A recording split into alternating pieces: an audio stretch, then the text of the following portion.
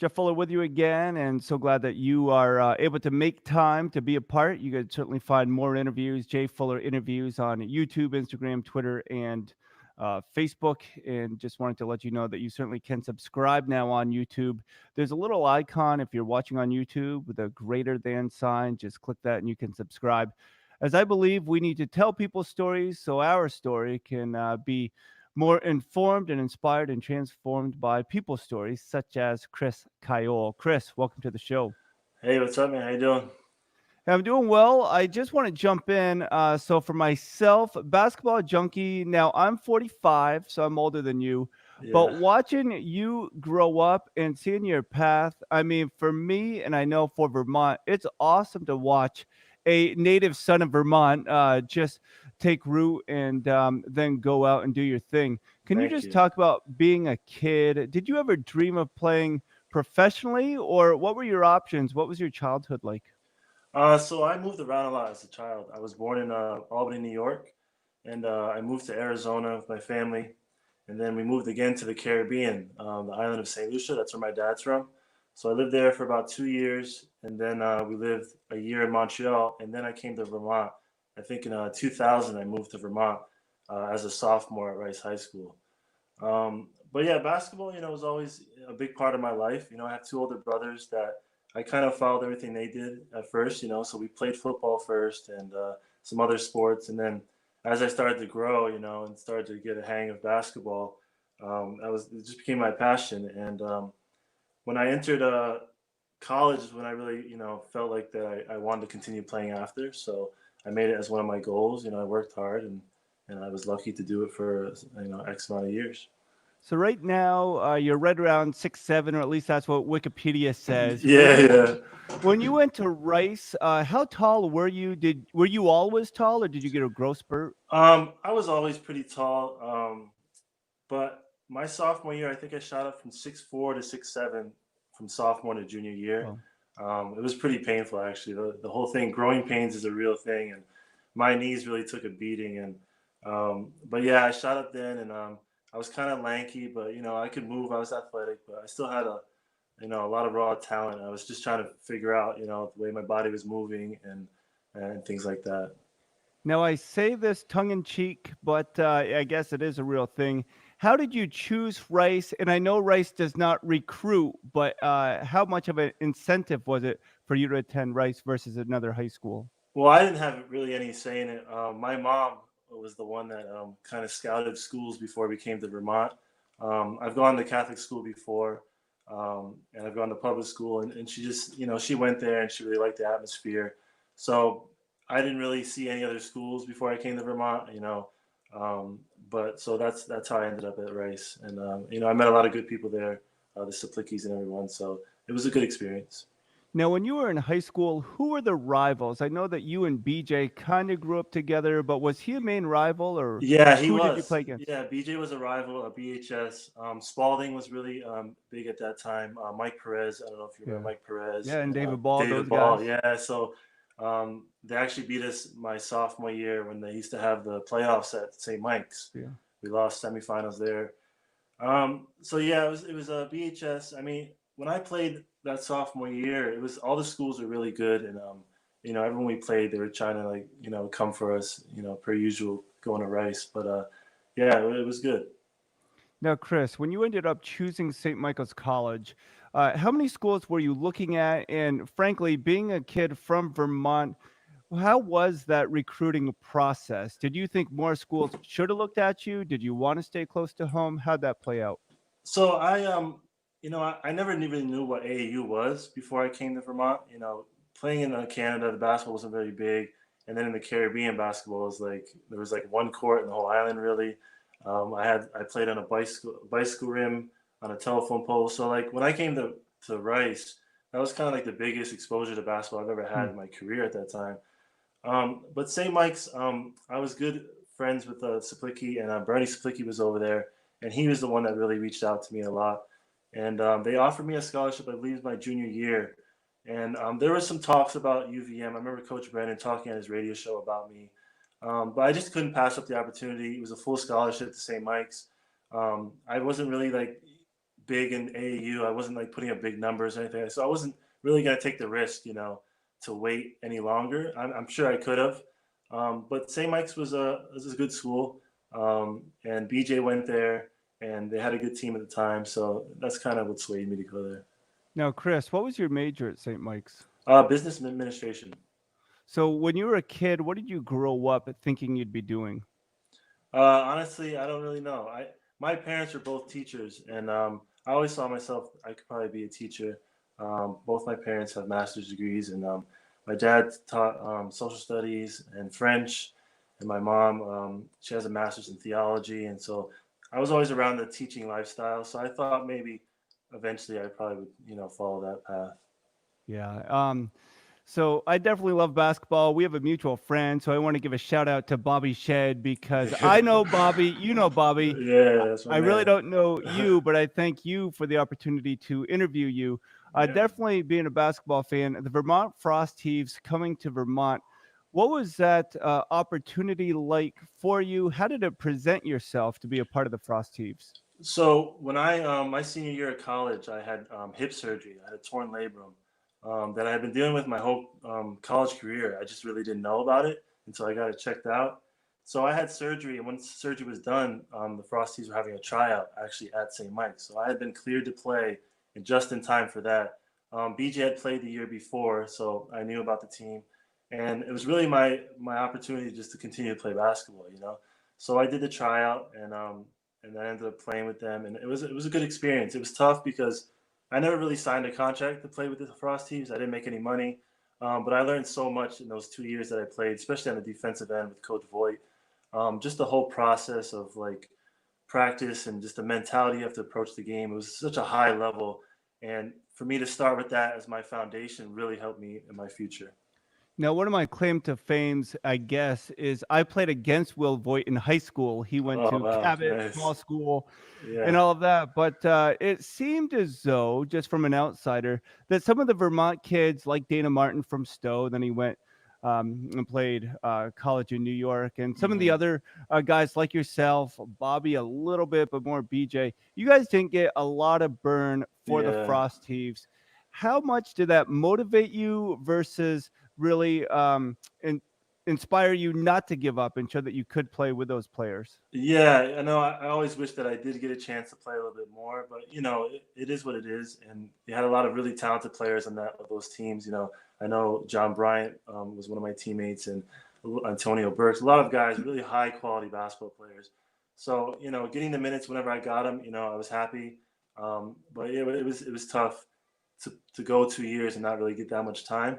But like I said, it was a great learning experience, and it did fuel the fire to want to get better and to one day be a starter and a pro team somewhere.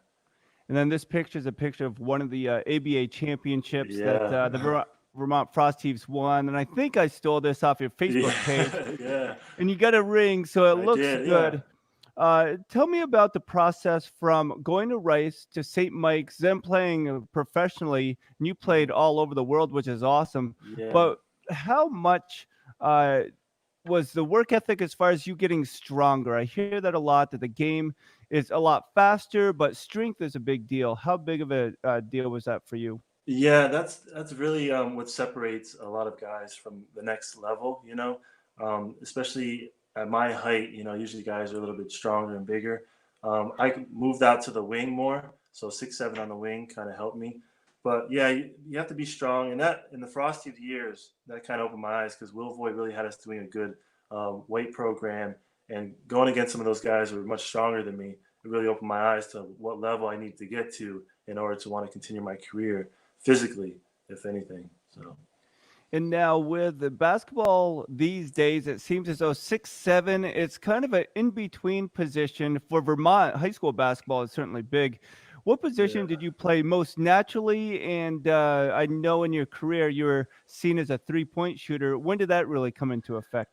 yeah. So in Vermont, usually guys 6'7" are going to be thrown, into the post, which is fine. But I always knew that I wanted to play on the wing. Outside of like high school basketball, when I played at the park, I always could handle the ball. I could shoot.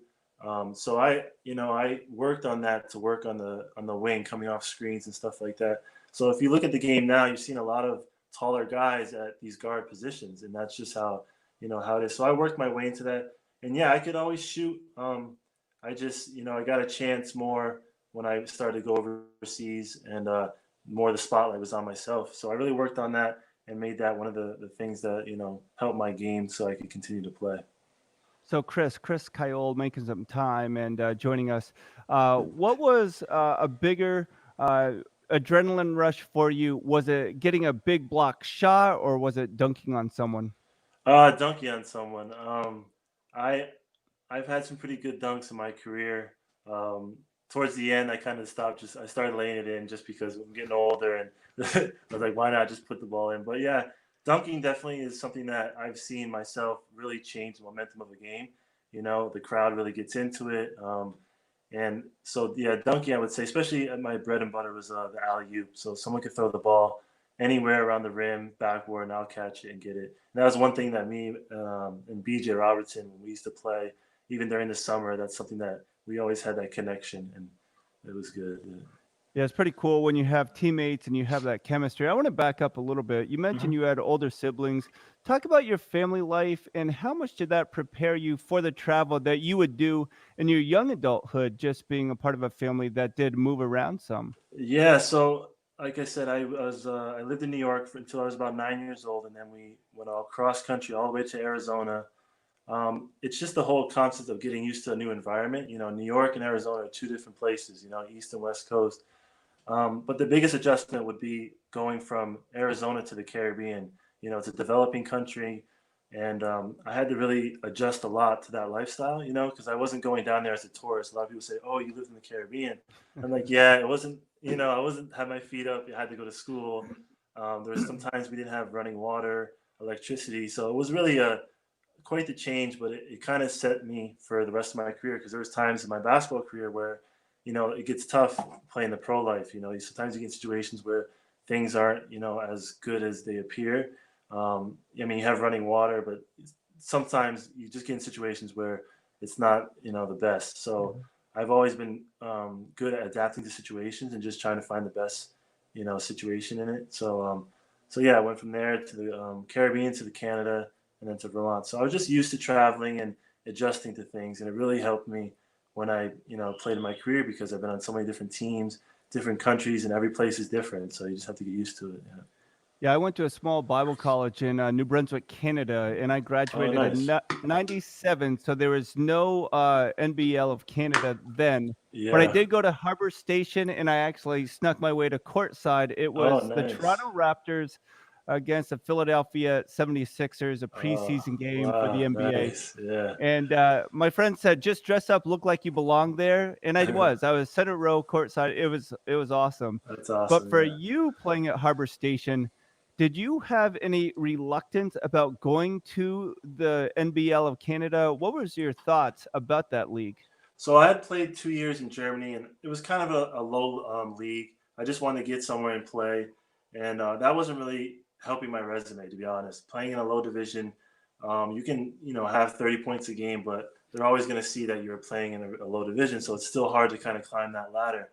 When I got home, I saw that the NBL Canada was just starting, and I'm a dual citizen of Canada, so I knew that I could use my Canadian citizenship to help me for sure get on a team. I think I would have got on just as an American, but I knew that if I went out as a Canadian, it would help me get on a Yeah, team. So I did the tryout, and Joe Salerno, who you probably know, yeah. he saw me at the combine. He's like he didn't know I was Canadian, and so he signed me, and it was a good experience. Canada, it's a good league. It's a lot of talented players, um, but it was a good opportunity for me to play, continue playing, which is what I wanted to do, and just try to climb the ladder. So I know that Chris Hodges and Cliff Livingston were coaches in that league up there in Canada, north of the Hmm. border, and just seems to be like they're really developing a great organization. I Yeah. ask this question: there seems to be so many levels of basketball. I know growing up in Vermont, you'd watch somebody in the NBA on TV, and you say, "What a scrub! He's terrible. How did he make it?" Talk Yeah. to me about the different levels of basketball players, and not just tall ones, but definitely gifted and athletic ones. Yeah, so you can be gifted and athletic, but what I've learned as I've gotten older and played at different levels is that basketball IQ is a huge, huge part of the game. And a lot of people watch NBA players and like, oh, he's okay or whatever, but people don't realize how much mental part of the game is there, how much IQ is there in an NBA game. And that's what I really learned as I, went up the ranks and got to higher levels, especially in Argentina. Like playing in Argentina, the level of basketball IQ is just so high that you just have to know basketball. You have to be a good study of the game. You have to like know your plays. So just seeing that different levels, it really looks at the separates guys their IQ, their basketball IQ. So you mentioned too that Will Voigt really got you dialed in to play defensively. Hmm. How difficult was that for you, especially being a big guy, just to drop your hips and be so low? Was that a hard adjustment on your body as well as mentally? Yeah, it was really hard. Walking to the practice was just like you almost get nervous because you know you're about to have 3 hours of just really hard work. Cones, you have to turn people, but yeah, the defensive part is really, I mean, it's what wins games. It's what really allowed me to continue to play my game and continue my career. But as a big guy, I knew that I could use my length and my foot quickness. So, but Will Voigt really, showed what it takes to be a good defensive team and the good defensive one-on-one principles that you need to play at the pro level. Who are a couple guys? You mentioned John Bryant. He's certainly a fan favorite, good Mhm. friend. Well, he was very friendly to me, not that we're good friends. But Yeah. who are some guys that you really enjoyed playing with and they kind of took you under their wing or they just kind of invested into you that professional mindset?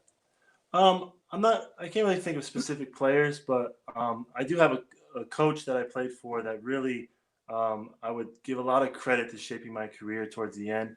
As a Spanish coach, Pep Claros, and I always talk about him when I talk about my careers because he really is the one coach that showed a lot of faith in my game. He really gave me an opportunity in Canada when I got traded from PEI. Then I got cut from the second team I was on, and then he brought me into his team, and he just gave me so much confidence. And he knew that I was a good defensive player. He knew I could shoot the ball, and he's the one person that I really look up to this day. That and he really shaped my career when it comes to defense and everything. So specifically with 3-point shots, do you like shooting off a catch or off a dribble? I like off the catch. What I learned with Will is setting your feet to shoot. A lot of guys do the 1-2, but I came to find out that setting your feet quickly is the best way to get your shot off because in the pro level, you only get a small window sometimes to get your shot off. So I really perfected getting my shot off really quickly, coming off screens. But yeah, the catch and shoot or flare. Anyway, as soon as I get the ball, I know I'm going to shoot it and just let it go. What's your favorite spot on the court to shoot? Um, I would say the corner. I always I, like the corner, especially at St. Mike's. We always ran the flex, so I always had myself in the corner. But I would say the corner is one of the I like. I thought you were going to say anywhere across half court. Oh So yeah, well that when, too. when you look at Steph Curry now and just some of these pro guys and it's trickled down to Mhm. all levels of basketball, pulling up from 35 feet, it's kind of become common now. Do you think that's good for the game? And what are your thoughts about that? I know a lot of people don't like it as much because now you're having your 7 foot guys shooting 3 pointers, and now we almost don't have really much post play or mid range. I like it because I'm a 3 point shooter. I think it's exciting for the game, but it's also very tough to guard when you have a guy like Steph Curry who you really can shoot it anywhere he wants, and just like that, he gets it off. So it's changing the game. A lot of guys, my friends I used to play with, that are still playing. I have a friendly 7 foot. I tell them that you guys got to work on your 3 point shot. You got to be able because that's where the game's going. And if you can Yeah. do that as a big man, you're just opening up the opportunities for yourself. Now, do you like the physical aspect of the game? Here's a picture behind me Yeah, of I've you never seen getting that picture before. roughed up. It's nice. So, do you like that, or did you like to avoid contact? What are your thoughts? And with being 6'7", when you got stuck in the post, did you enjoy being down there? So I avoid contact, and I did a good job of evading and finding ways to not let the person get a hold of my jersey or get around screens. I'm 6'. I'm not very strong. I'm like 220, 225. So I don't really have that strong muscle. So I don't like to be hit a lot. And that's probably on a scouting report before a game. They're like, if you really want to bother this guy, knock him around a bit. But yeah, I always shied away from the post. I just never felt comfortable with my back to the basket, and I just always want to face guys up because I can cross over pretty good. I can handle the ball, and I know my advantage is being face up with someone one on one. So yeah, I always just stayed away from the post as much as I could. It just wasn't part of my game really. Now, Chris, I want to get serious, semi-serious for a moment, and that's just talking about basketball. There's a lot of trash talk. There's physical play. It's Hmm. funny, Vermont, they said that you can play basketball now during this pandemic, but no contact. And I, Yeah, I like it because, like, I never played defense in my life. But when it crosses that line, so whether it's a racial comment, something of that nature, yeah. how did you respond? But how would you coach younger players or high school kids to respond when the trash talk does go over the line? Yeah, I mean, it's unfortunate that it might go over the line. You can only take so much, but if you get into it with the person, you keep going back and forth, it kind of just escalates the situation. I was never a big trash talker. If someone talked trash to me, it was probably their first mistake because that just really fueled me. I remember a story one time in Germany. The first play of the game, the two other imports, they tried to make it seem like I did something to them. I hit them, and they just started like going off on me, like, oh, they try to act like they want to fight. And I'm like, they want to play basketball, and I ended up having like 40 points that game. And I remember I got back to my apartment after, and the kid sent me a message apologizing. He's saying, "Man, we were out of line," and all this stuff. So it was like, you don't trash talk me just because it really, fuels the fire. And I just play harder, and I ignore it. I don't talk back, and I just keep playing harder. So Well, that's the best way to do it for yeah, that's what you sure. gotta do. Just ignore it. So I'm Korean. I was adopted as an infant, grew up in Vermont. So I'm a redneck Vermonter. Somebody said with this whole minority race discussion that Yeah. I'm white enough. You, Mm. some would say you're fair skinned, you're not dark. Uh, Yeah. when people start making these comments, again, at the social level where we're at now, how can we let people know that all lives do matter, but we do have to stand up for those that are being subjected to such abuse at this point? Yeah. It's people have to respect each other. Everyone can feel different about someone, and it starts at home. I think a lot of the way you see a lot of people are coming out, and they might seem racist and this and that. It starts at home, and we have to teach our kids that we have to be fair. We have to appreciate everyone. Everyone's going to be different. Um, when I lived in the Caribbean, so my father is black, and I have two older brothers. My middle brother, he's fair skinned like me, and then my oldest brother is darker. So if you look at me, you would never probably realize that my dad's black. So when I lived in the Caribbean, it's pretty much all black people, St. Lucians, and I was the only fair skinned kid. Hmm. So kind of the other way around. I got to experience what it's like to be stared at, Sure. to for people to assume that I have a lot of money because usually the people in the Caribbean are tourists. They do have Hmm. money, but I had no money. I had enough money to get to school and get home. But my first year living there, I experienced that a lot until they started to realize that hey, this guy, he's one of us. He is a St. Lucian. And it took a while, but it's a terrible feeling to feel excluded and for someone to look at you and be prejudiced and say to think automatically that you're some way and you're not. But so that so it's tough times right now, and hopefully we can get through it and find a resolve. That's a great answer, and I appreciate your Yeah. honesty so much. Now, being a dad, how has life changed for you? I know that your kid is napping right now, but Yeah, what yeah. adjustment are you going through? It's quite the adjustment. I was traveling the world playing basketball and this, and now since his birth, I've been with him every day. Um, I'm lucky enough to be able to be in a position to be a stay-at-home dad. My wife, she has a great job, and she gets to work at home as well. But I know I'm with him every day, and it's an amazing experience to watch a child grow from day one, just to see him develop and speaking words and now he's running around. And we went to the airport today because planes always go over our head, and he recognizes them. So I was like, I'm going to bring you to the airport so we can see one up close. So we got to do that today. And it's just, I'm really enjoying being a father. It's something that, I'm blessed to be in the position to be able to be home and to really experience everything with that. Definitely. A couple questions that I'll get you out, Chris. Chris Okay. Cayole making some time, and thanks so much. Once again, I shared, I don't know if it was on air or off air, I've talked so much, but just watching you do your thing is something that all of Vermont's been able to celebrate. And so that's really fun. But Thank for you. you, do you feel that pressure, or do you just kind of go out and you know who you are and you just play? Or is there kind of that Green Mountain State that you know you're representing? Yeah, no, I never really felt that pressure. I just played. I was always happy to represent Vermont. I wasn't born in Vermont, but I've been here long enough to call Vermont my Yeah. home. But yeah, there's no pressure. I just play. I always represent myself and my family and the state of Vermont, and I've always been, blessed to be able to play as long as I got to play. The ups and downs of it, I went through it all, but it was, I have a lot of stories that I can pass on and tell to my son now. So. So is coaching in your future, or do you think you're going to do clinics or camps, or what do you think Um, basketball wise? I used to do a lot of camps back in the day. I used to do all the UVM camps, St. Mike's.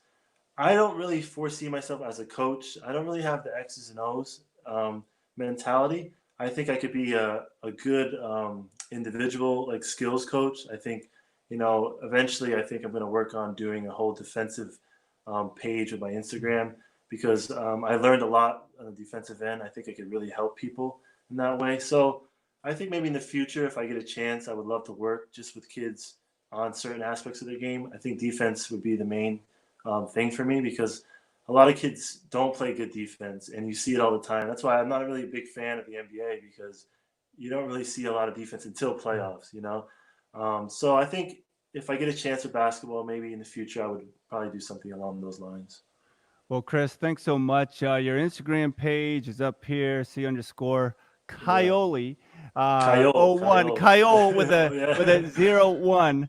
yeah. And we just thank you again for making the time Yeah. and Thank you being a so part. much. So have fun with your Awesome. son. It goes quick. My son Yeah. just graduated. And Oh so wow. now I wish we could play more games of horse and Yeah. just goof off. But hey, Cool, Chris, cool. thanks so much. Thank you so much. And that was Chris Kyle. Join in and make some time. We want you to subscribe. Jay Fuller interviews on YouTube. Check out all the interviews, all the different guests. Jeff Davis was on this morning. 21 years as a head boys basketball coach at Mount Mansfield. Played at Craftsbury. A lot of fun. And we have Maurice Joseph coming up Friday. He played at UVM from Canada. So some international flair coming at you. Anyway, thanks all. We'll talk to you.